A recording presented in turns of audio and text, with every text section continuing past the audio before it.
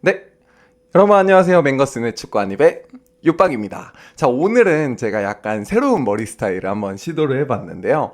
그 콘로우 헤어 스타일이라고 주앙 페드로나 뭐 사비 시몬스 선수가 이제 했던 그런 헤어스타일입니다.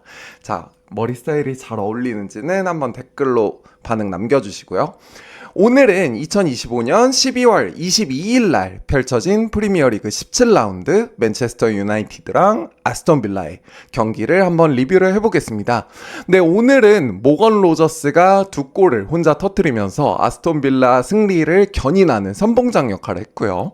오늘 전반 종료 직전에 선제골을 넣고 쿠냐가 뒤이어서 바로 동점골을 넣었지만 후반전 시작하고 얼마 되지 않은 시간 후반 57분에 두 번째 골을 또 넣으면서 리드를 재확보했고 그 상태에서 경기가 마무리되면서 아스톤 빌라가 10연승 공식 경기 10연승을 달리게 되었습니다.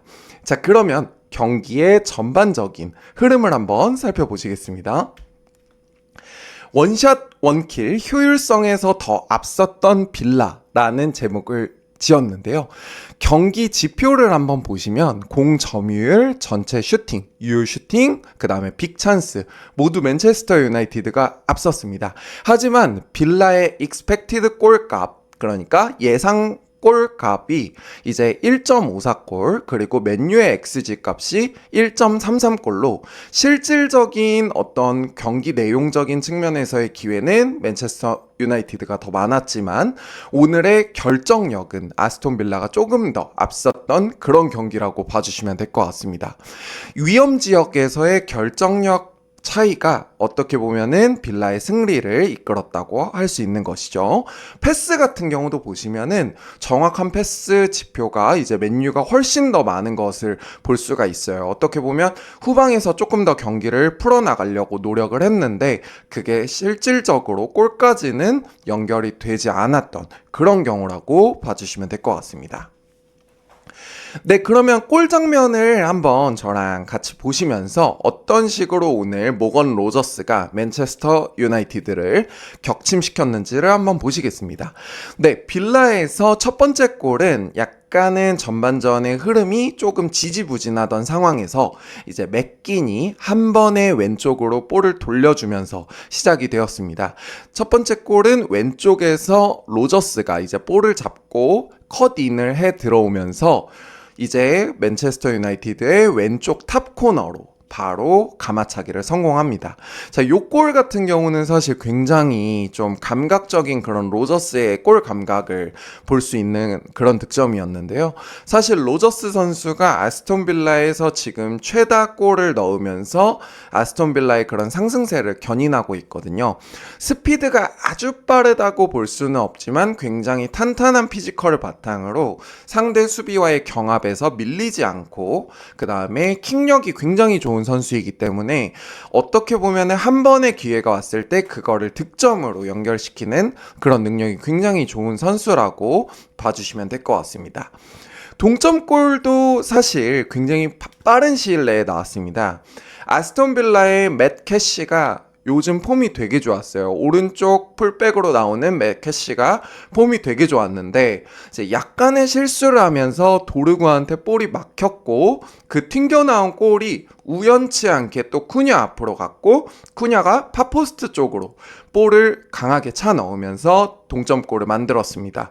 사실 이렇게 전반전에 아스톤 빌라가 좋은 흐름을 만들었지만 맨유도 바로 따라붙으면서 이제 맨유의 어떤 상승세가 그래도 쉽게 지지 않는 팀 DNA가 잘 보여졌다고 볼 수 있을 것 같은데요. 전반전의 어떤 흐름을 보면은 빌라가 약간은 엉덩이를 뺀 상태로 맨유가 빌드업을 하면서 빌라를 무너뜨리려고 그렇게 시도를 하는 그런 형국이 되었습니다. 빌라가 로우 블록에서 맨유의 허를 한 번에 노렸고 그게 이제 로저스의 득점으로 이어지게 된 그런 상황이라고 봐주시면 될 것 같습니다. 후반전에는 이제 모건 로저스가 다시 한번 맨체스터 유나이티드를 비슷한 장면에서 똑같이 득점을 만들어냅니다. 자, 여기서는 유리 틸레망스가 왼쪽 아크를 돌파하면서 크로스를 날리려고 한 게 아스톤 빌라 선수가 이제 어떻게 보면은 좀 맞고 바로 로저스한테 연결을 해주게 됩니다. 그리고 로저스는 여기서 수비수 요로를 앞에 두고 바로 가마차기를 해 넣으면서 두 번째 득점을 만들었는데요. 맨체스터 유나이티드랑 아스톤 빌라가 이날 경기에서 어떻게 보면 뭐 점유율, 슈팅수, 슈팅수 다 약간 비등비등했지만 아까 말씀드렸던 것처럼 어떤 결정력이 조금 부족했던 그런 경기이지 않을까 싶습니다. 그리고 오늘 전반전에 맨유 팬들이신 경우 약간 진짜 심장이 덜컹하는 그런 장면이 있었는데요. 바로 브루노 페르난데스가 뒤에 허벅지를 잡는 장면이 있었어요. 결국 많은 사람들이 예상했던 것처럼 브루노 페르난데스가 전반전은 그대로 이제 오케이 나 뛸 수 있어 라고 했지만 후반전 시작하기 전에 하프타임에 교체가 되면서 이제 브루노 페르난데스가 맨체스터 유나이티드에서 치룬 292경기 만에 처음으로 하프타임 교체를 했다고 합니다.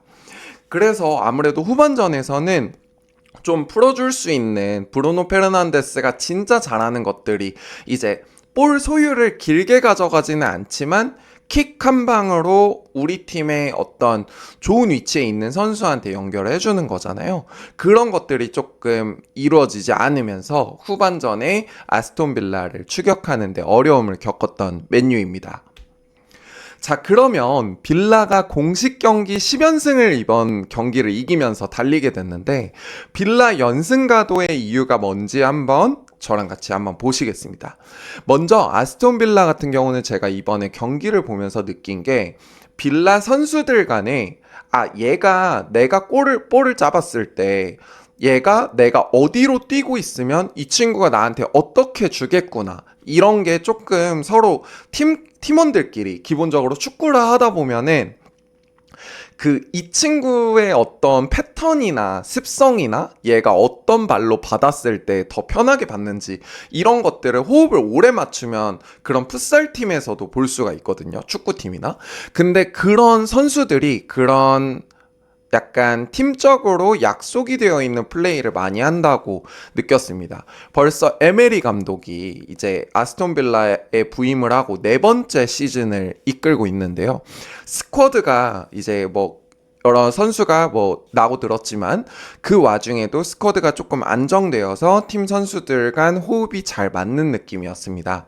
작년에 사실 챔피언스 리그 8강을 갈 정도의 스쿼드였기 때문에 굉장히 경쟁력이 있는 스쿼드인데 그거를 기반으로 또 상대방보다도 이제 지피지기면 백전백승이라고 하잖아요. 뭐 상대방을 잘 알기 이전에 우리 선수들끼리도 뭐 얘가 어느 발로 받아야 편하고 내가 볼 잡았을 때 내가 이렇게 줄 때 어디로 뛰고 있어야 얘가 있겠다. 그런 것들이 선수들 간에 인지가 되어 있고 플레이를 하다 보니까 조금 더 어떤 카운터 어택을 하는 그런 장면에서 훨씬 더 맨유보다 위협적인 장면이 나온다고 느껴졌습니다. 공식 경기 10연승, 이번 경기를 통해서 리그 3위에 챔피언스 리그 가시권에 올라선 빌라인데요.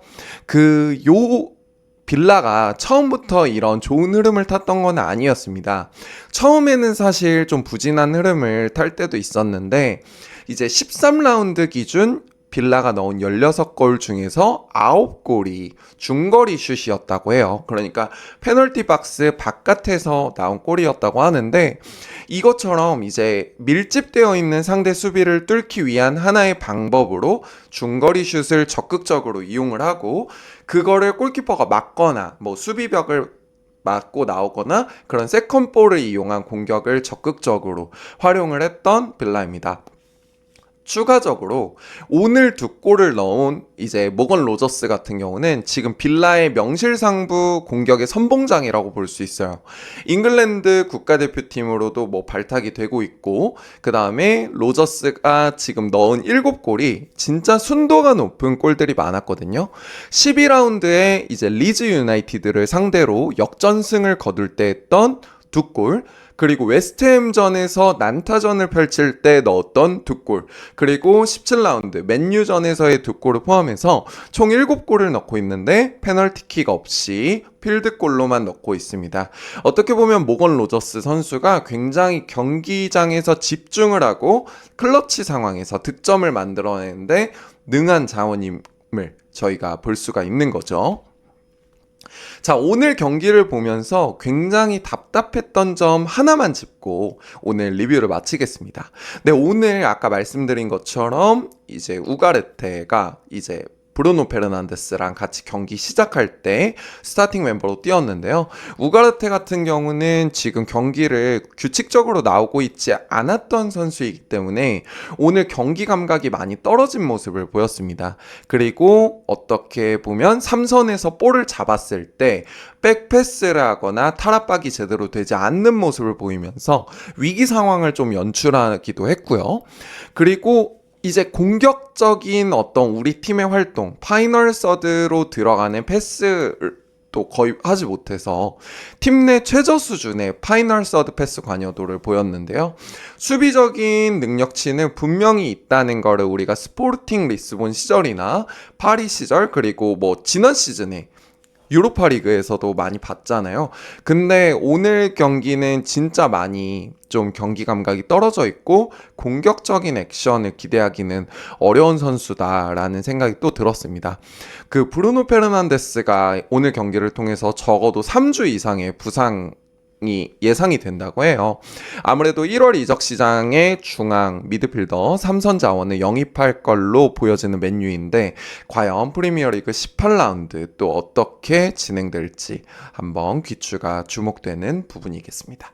자, 그럼 맹거스네 축구한입 프리미어리그 17라운드 맨체스터 유나이티드랑 아스톤 빌라의 경기 리뷰는 여기까지 하고요. 18라운드 뉴캐슬 유나이티드와의 경기 리뷰로 돌아오도록 하겠습니다. 감사합니다.